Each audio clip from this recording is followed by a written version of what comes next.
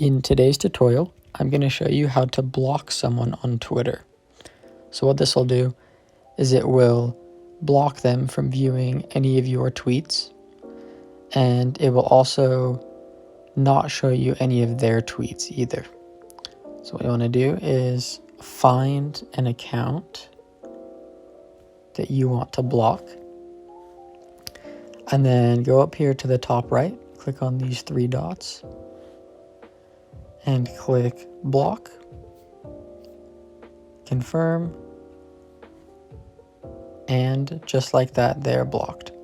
And then if you decide that you want to unblock someone, you just come back to their profile and you have the option to do so.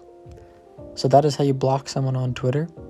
If you have any questions, leave them in the comment section below and I'll do my best to help you out.